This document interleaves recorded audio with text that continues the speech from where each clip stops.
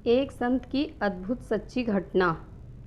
वृंदावन के झुरमुटों में एक संत रहते थे जो केवल पत्तियां खाते और हर समय भगवान के ध्यान में खोए रहते थे। अंतर्मुखी हुए भाव की उन्हीं तरंगों में वे कुंजों में विचरा करते थे। एक बार काशी के एक महान संत ने अपने शिष्य को उनकी सेवा का आदेश दिया। उन संत ने उनकी स्थिति के बारे में भी उस शिष्य को थोड़ा बहुत बता दिया था कि आंसू की धारा उनके नेत्रों से अविरल बहती रहती है। जहाँ कहीं भी बैठते हैं वहीं पशु पक्षी उन्हें घेर लेते। पक्षी चहकते हुए उनके कंधों पर बैठ जाते हैं तो कभी कोई पक्षी का जोड़ा उनके हाथों पर बैठ जाता। बाबा उन पक्षियों के शरीर पर हाथ फेरते हुए, अब जाओ दाना पानी चुगो, मैं जाता हूँ, इस प्रकार बड़े प्रेम से उन पक्षियों से बातचीत करते। यह सब बातें भी उन संत ने अपने शिष्य को बताई और कहा कि तुम जाओ बेटा, अब तुम वृंदावन जाकर उन संत का दर्शन करो और उनकी सेवा करो। जब वह शिष्य वृंदावन में उन महान संत के स्थान पर पहुँचे तब वह एक वृक्ष के नीचे टहल रहे थे। अब उसने अनुभव किया कि वहाँ बड़ी मन मोह लेने वाली सुगंध आ रही है, जबकि वहाँ ना कोई पुष्प था ना ही कोई पुष्प वाला पौधा था। तब बात से उन संत को बड़ा आश्चर्य हुआ। जब उन संत ने बाबा की सेवा के लिए प्रार्थना की तब उन्होंने कहा कि अच्छा है, मेरे अंत समय के अब तुम ही साथी बनो। भले आए तुम्हें तुम्हारे गुरु जी ने इसलिए भेजा है क्योंकि मेरा अंत समय आने वाला है। अब यहीं रहो वृंदावन में, करने को और तो कुछ नहीं, बस राम नाम की धुन, कृष्ण नाम की धुन जगाते रहना, यही मेरी सच्ची सेवा है। यहाँ के लता पता, पशु पक्षी, चिड़िया सभी कृष्ण का नाम लेते हैं, राम नाम लेते हैं। उन सिद्ध बाबा के इन शब्दों को सुनकर उन संत का हृदय जो वृंदावन आए थे आनंद से उछलने लगा और उसी समय उन्हें कहीं से बांसुरी की मधुर ध्वनि सुनाई दी। उसे सुनते ही उनका वह ज्ञान जाता रहा। बांसुरी की धुन में डूबकर इस प्रकार खो गए जैसे कोई उनके चित्त को अपनी ओर खींच रहा हो। उस समय उनकी जो दशा हुई वह वाणी का विषय नहीं, क्योंकि बाबा जी की चरितावली में लिखा कि उसका वर्णन करने का सामर्थ्य मुझ में नहीं थी। वह बोले, प्यारे श्याम सुंदर, आपने सब कुछ तो ले ही लिया है, केवल हृदय बचा है, इसे भी चुरा लो। ऐसा कहते हुए वह इधर उधर दृष्टि घुमा रहे थे। तभी बाबा बोले, अरे तुम कहाँ देख रहे हो? वह देखो, दूर पेड़ों के नीचे त्रिभंगी लय में वर्षाकालीन मेघ के समान श्याम वर्ण का चितचोर खड़ा हुआ बंसी बजा रहा है। जब उनकी दृष्टि उस त्रिभंग छवि पर पड़ी फिर उन्हें अपना होश नहीं रहा। जब होश में आए तो उन्होंने देखा कि बाबा उन्हें हाथ पकड़कर उठा रहे हैं। बेटा उठो, तुम्हारे चित्त को भी उस चितचोर ने चुरा लिया। न तुम्हें मुरली मनोहर के दर्शन हो गए। जो दिव्य आनंद तुम्हें प्राप्त हुआ वह सेवा करने पर भी साधकों को प्राप्त नहीं होता। यह वृंदावन धाम की कृपा है। उन संत ने बाबा जी के चरणों में सिर रखकर कहा, बाबा जो भी हो, परंतु मैं तो इसमें आपकी ही कृपा मानता हूँ। आपकी कृपा न होती तो यह संभव नहीं था। इसके पश्चात वह बाबा प्रसन्नतापूर्वक उन संत को यमुना जी के किनारे एकांत स्थान में ले जाकर बोले कि देखो, अब मेरा शरीर पुराना हो गया है, मैं अब चोला बदल लूँगा, क्योंकि जब वस्त्र अधिक पुराना हो जाए तो उसे बदलना ही उचित होता है। तुम घबराना नहीं, मैं बैकुंठ नहीं जाऊंगा। कहाँ जन्म लूँगा इसके बारे में तुम्हें बता देता हूँ। 1 वर्ष बाद तुम वहाँ पहुँच जाना। मेरी भुजा और नाभि पर जो चिन्ह है वह उस शरीर पर भी होंगे, उनसे तुम मुझे पहचान लेना। बाबा की ये बातें सुनकर उस साधक को बड़ा विस्मय हुआ कि मैं तो बाबा की सेवा करने के लिए आया था और बाबा शरीर छोड़ने की बात कह रहे हैं। बाबा बोले कि तुम चिंता ना करो, जब मैं शिशु रूप में रहूँगा तब तुम मेरे पास आना और श्री राम जय जय राम कहना। इससे मुझे स्मरण हो जाएगा कि तुम वही साधक हो जो पूर्व जन्म में मेरे शरीर के वृद्ध होने पर सेवा करने के लिए आए थे। इतना कहकर उन सिद्ध संत ने यमुना जी के किनारे वृंदावन धाम में अपने उस शरीर को छोड़ दिया। उन साधक ने बताया कि उसी समय उस सिद्ध संत बाबा को भगवत धाम ले जाने के लिए विमान लेकर भगवान के पार्षद आ गए। तुरंत उन संत ने भगवान के धाम जाने से मना कर दिया। उस दिव्य वाणी को उन साधक ने स्वयं सुना था। बाबा के मना करने पर उन पार्षदों ने कहा कि अच्छा है, संतों की जैसी मौज, जब भगवान ऐसे संतों के प्रेम बंधन में बंधे हैं तब ये भगवान के धाम में जाकर क्या करेंगे। इसके पश्चात उन साधक ने बाबा की आज्ञा अनुसार उनके शरीर की अंत्येष्टि क्रिया की। इसके बाद वह साधक काशी अपने गुरु जी के पास चले गए।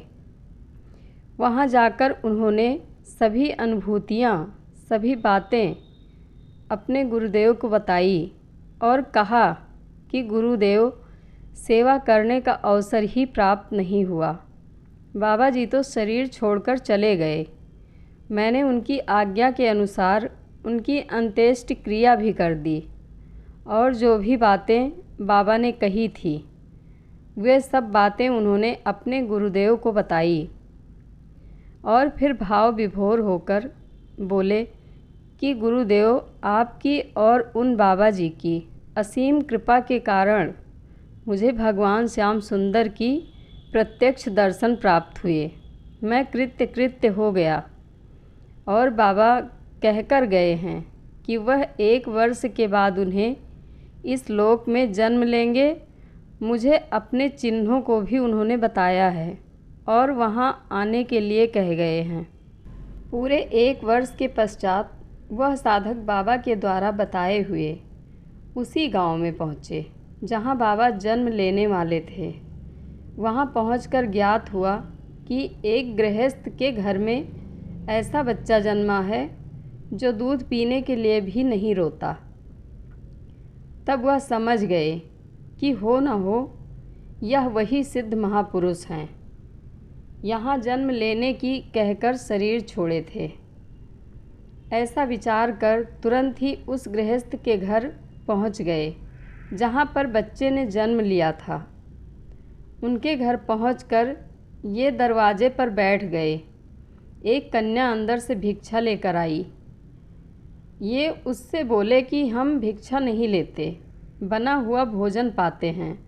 कन्या ने प्रसन्नतापूर्वक जल लाकर उनके चरण को धोया और श्रद्धापूर्वक उन्हें अंदर बिठाकर भोजन कराया। भोजन करने के बाद वह संत बाहर आकर बैठ गए।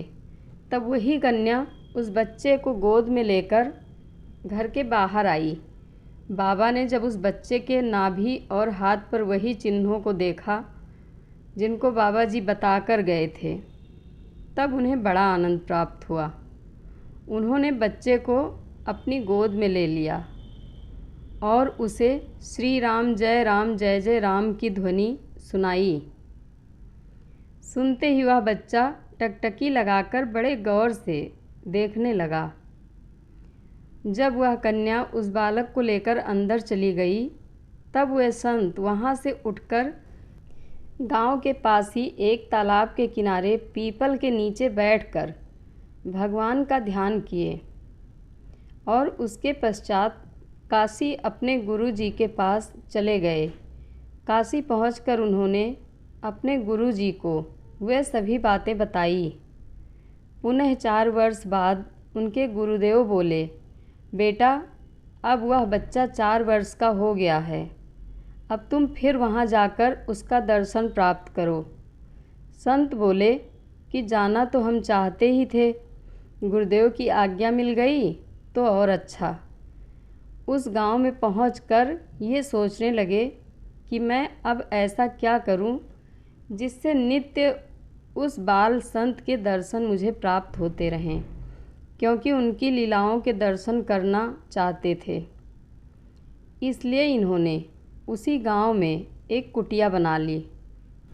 अपने रहने के लिए जिस स्थान पर इन्होंने पहले पूजा की थी, तालाब के किनारे पीपल वृक्ष के नीचे वहीं अपनी कुटिया को बना ली और यह भिक्षा करने जाते और उस 4 वर्ष के बच्चे के साथ खेलते बड़ा आनंद प्राप्त होता। और जैसा यह वृंदावन धाम में उन सिद्ध संत बाबा के साथ अनुभव करते, उस बच्चे की 2 बहनें थीं और उन्होंने एक तोता पाल लिया था। वह उस बच्चे के पास रख देती थी खेलने के लिए। एक दिन जब वह काशी वाले संत उस बच्चे के घर पहुँचे तो बच्चा उस तोते के पास ही था।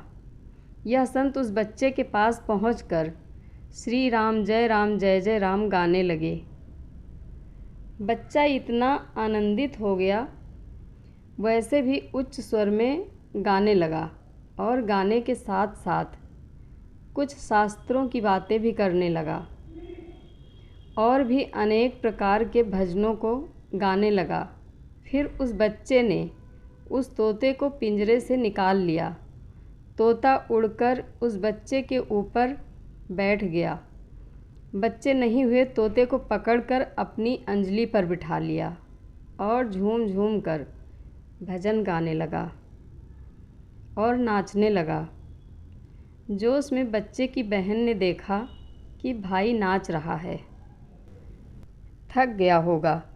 फिर उसने भी ऐसा आनंद प्राप्त किया कि वह भी नाचने लगी, गाने लगी। फिर वह संत भी तीव्र स्वर में गाने लगे और फिर उन्होंने उस बच्चे को अपने कंधे पर बिठा लिया और स्वयं भी नाचने गाने लगे। बहुत से लोग आकर्षित होकर वहाँ आ गए। बच्चा संत के कंधे से उतर आया और तोते को पिंजरे में छोड़ दिया। इसके पश्चात वह शांत होकर बैठ गया और उसकी बहन, संत सभी बिल्कुल शांत होकर बैठ गए। किसी को समझ में नहीं आ रहा था कि यह सब कैसे हुआ। तब उन संत ने विचार किया कि यह सब उन बालक संत का ही प्रभाव था, जिस कारण सभी एक ऐसे दिव्यानंद में डूब गए। भाई बहनों, जो उस बच्चे की बहन थी, और उसे बड़ा आश्चर्य हुआ। अब वह सोचने लगी कि भैया को एकदम से क्या हो गया। यह इतनी तेज़ तेज़ गा रहा था, नाच रहा था और ज्ञान ध्यान की बातें कर रहा था। उसके दिमाग में यह बात बैठ गई कि हो न हो मेरे भाई पर किसी पंडित की आत्मा सवार हो गई है। उसने यही बात उन संत से बोली, मुझे तो बड़ा आश्चर्य हो रहा है, भैया ऐसे नाच गा रहा था, ज्ञान की बातें कर रहा था, इस पर किसी पंडित की आत्मा तो नहीं सवार हो गई। उन संत ने कहा, तुम यह बताओ, तुम्हें सुख प्राप्त हुआ या दुख प्राप्त हुआ? तो बहन बोली कि मुझे तो बहुत आनंद आया, ऐसा ना तो कभी प्राप्त हुआ है और ना होगा। तो फिर तुम क्यों घबरा रही हो? यदि कोई भूत होता तो कष्ट देता, परंतु भगवान तो सबको सुख देते हैं। तब उसके संदेह का निवारण हुआ। फिर उन संत ने उस कन्या को बताया कि देखो, ये सब अनुभूतियाँ किसी को मत बताना। जो दिव्यानंद तुम्हें प्राप्त हुआ है वह इस बालक के कारण हुआ है। यह कोई साधारण बालक नहीं है। इस रहस्य को अपने हृदय में गुप्त रखना और स्वयं आनंद से रहना। इसी के कारण तुम सबका कल्याण होगा। हरे कृष्ण कृष्ण कृष्ण हरे हरे, हरे राम राम राम हरे हरे। कथा अच्छी लगे तो कमेंट बॉक्स में अपनी राय ज़रूर दें। धन्यवाद।